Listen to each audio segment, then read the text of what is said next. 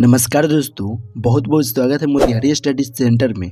इस वीडियो के माध्यम से हम लोग देखेंगे मैट्रिक बोर्ड फाइनल परीक्षा 2024 के लिए इतिहास का वीडियो लेकर आए, जो कि पाठ 2 लेकर आए हैं और पाठ 2 का नाम है समाजवाद एवं साम्यवाद।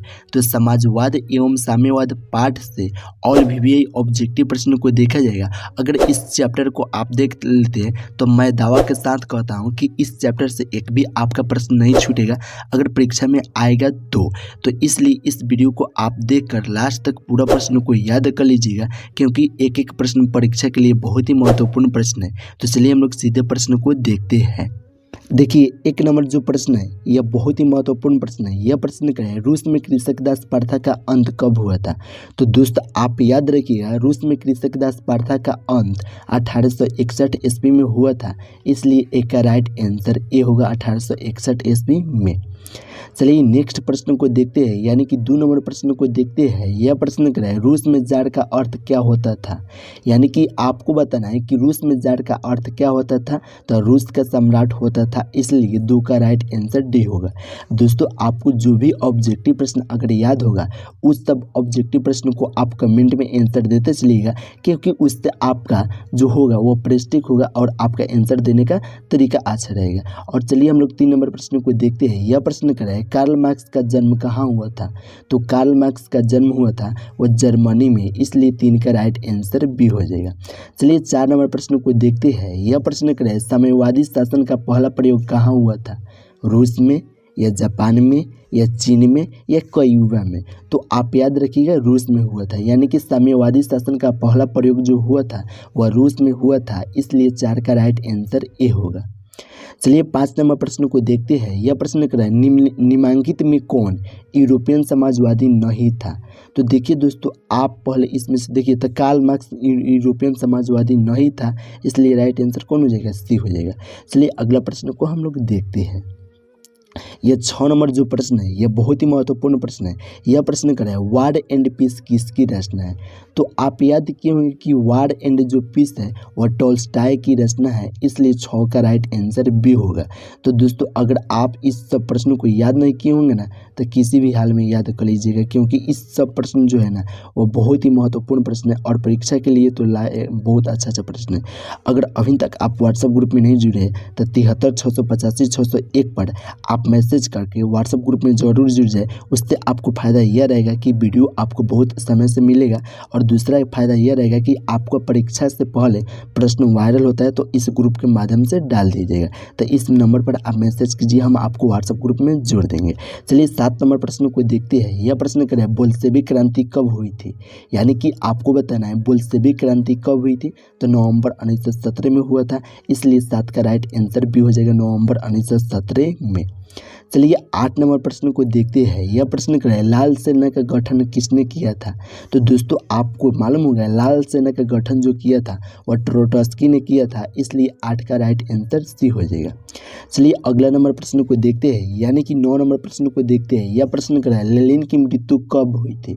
तो लेनिन की मृत्यु जो हुआ था वह 1924 ईस्वी में हुआ था, इसलिए 9 का राइट आंसर भी हो जाएगा 1924 ईस्वी में। चलिए 10 नंबर प्रश्न को देखते हैं। यह प्रश्न क्या है, ब्रेस्ट लिटोवर्क्स की संधि किन 2 देशों के बीच हुई थी? तो रूस और जर्मनी के बीच हुई थी, इसलिए 10 का राइट आंसर डी हो जाएगा। आपको ऑप्शन इसलिए नहीं बोल रहा है कि आपका समय बहुत जियान हो जाएगा और आपका परीक्षा का बहुत कम समय है अगर आप अच्छा से देखते हैं तो, इसलिए आप परीक्षा की तैयारी करिए और ऑप्शन के चक्कर में मत पड़िए, सिर्फ आंसर और प्रश्न और आंसर याद रखिए। चलिए 11 नंबर प्रश्न को देखते हैं। यह प्रश्न क्या है, रूस का पहला समाजवादी कौन था? तो आप याद रखिएगा रूस का जो पहला समाजवादी था वह प्लेखानोव था, इसलिए 11 का राइट आंसर बी हो जाएगा।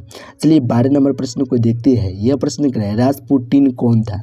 तो भ्रष्ट पादरी था, इसलिए 12 का भी राइट आंसर ए होगा। चलिए अगला प्रश्न को देखते हैं, यानी कि 13 नंबर प्रश्न है। यह प्रश्न क्या है, नई आर्थिक नीति कब लागू हुई? तो नई आर्थिक नीति जो था वह 1921 ईस्वी में लागू हुआ था, इसलिए 13 का राइट आंसर ए होगा। चलिए 14 नंबर प्रश्न को देखते हैं। यह प्रश्न कह रहा है दास कैपिटल की रचना किसने की। तो आप याद रखिएगा दास कैपिटल की जो रचना की वह कार्ल मार्क्स ने की थी, इसलिए 14 का राइट आंसर डी होगा। चलिए अगला प्रश्न को देखते हैं, यानी कि 15 नंबर प्रश्न को। यह प्रश्न कह रहा है रूस के सम्राट को क्या कहा जाता है। तो रूस के सम्राट को जार कहा जाता है, इसलिए 15 का राइट आंसर बी हो जाएगा जार। चलिए 16 नंबर प्रश्न को देखते हैं। यह प्रश्न करें मजदूर दिवस कब मनाया जाता है। तो मजदूर दिवस 1 मई को मनाया जाता है, इसलिए 16 का राइट आंसर बी होगा। चलिए 17 नंबर प्रश्न को देखते हैं। यह प्रश्न करें अंतर्राष्ट्रीय महिला दिवस कब मनाया जाता है। तो अंतर्राष्ट्रीय महिला दिवस 8 मार्च को मनाया जाता है, इसलिए 17 का राइट आंसर डी होगा 8 मार्च को। 18 नंबर प्रश्न को देखते हैं। यह प्रश्न कह रहा है समाजवादियों की बाइबिल किससे कहा जाता है। तो समाजवादियों की बाइबिल दास कैपिटल को कहा जाता है, इसलिए 18 का राइट आंसर ए होगा दास कैपिटल को। चलिए 19 नंबर प्रश्न को देखते हैं। यह प्रश्न कह रहा है कार्ल मार्क्स ने किसके साथ मिलकर कम्युनिस्ट घोषणा पत्र प्रकाशित किए थे। तो एंजिल्स के साथ मिलकर किए थे, इसलिए 19 का राइट आंसर सी हो जाएगा एंजिल्स के साथ। चलिए 20 नंबर प्रश्न को देखते हैं। यह प्रश्न कह रहा है जार निकोल्स द्वितीय की पत्नी जरीना किस देश की राजकुमारी थी। तो जर्मनी के थी, इसलिए 20 का राइट आंसर सी हो जाएगा जर्मनी के। चलिए 21 नंबर प्रश्न को देखते हैं। यह प्रश्न कह रहा है समाजवादी घोषणा पत्र के लेखक कौन है। तो समाजवादी घोषणा पत्र के लेखक कार्ल मार्क्स और एंगल्स है, इसलिए 21 का राइट आंसर डी होगा। 22 नंबर प्रश्न को देखते हैं। यह प्रश्न कह रहा है निम्नलिखित में किसे समाजवाद के संस्थापक के रूप में माना जाता है। तो कार्ल मार्क्स को, इसलिए 22 का राइट आंसर होगा सी। चलिए 23 नंबर प्रश्न को, यानी कि 23 नंबर प्रश्न को देखते हैं। यह प्रश्न कह रहा है दास कैपिटल का प्रकाशन किस वर्ष हुआ था। तो दास कैपिटल का प्रकाशन 1867 ईस्वी में हुआ था, इसलिए 23 का राइट आंसर सी होगा। चलिए 24 नंबर प्रश्न को देखते हैं। यह प्रश्न कह रहा है रूस की बोल्शेविक क्रांति का नेतृत्व किसने किया। तो रूस की बोल्शेविक क्रांति का नेतृत्व लेनिन ने किए थे, इसलिए 24 का राइट आंसर सी हो जाएगा लेनिन ने। चलिए 25 नंबर प्रश्न को देखते हैं। यह प्रश्न कह रहा है खूनी रविवार किससे कहा जाता है। तो खूनी रविवार किससे कहा जाता खूनी रविवार किससे कहा जाता है। तो 1905 ईस्वी के रविवार को खूनी रविवार कहा जाता है, इसलिए 25 का राइट आंसर डी हो जाएगा। दोस्तों आपको इस चैप्टर में इतना ही ऑब्जेक्टिव प्रश्न था और आप इसको अच्छा से याद कर लीजिएगा, क्योंकि इतना ही ऑब्जेक्टिव प्रश्न में से अगर आपसे इस चैप्टर से प्रश्न पूछा जाएगा। तो दोस्तों अगर आशा करते हैं कि आप व्हाट्सएप ग्रुप में नहीं जुड़े होंगे तो जुड़ जाइएगा 73-685-601 पर, क्योंकि उसमें आपको जो प्रश्न परीक्षा में से पहले आ जाएगा उसको भेज दिया जाएगा, ठीक है। और सब चैप्टर के जाके आप प्ले लिस्ट में वीडियो देख सकते हैं। तो चलिए दोस्तों यहीं पे वीडियो समाप्त करते हैं। अगर अभी तक आप चैनल को सब्सक्राइब नहीं किए हैं तो चैनल को सब्सक्राइब जरूर कर लीजिए।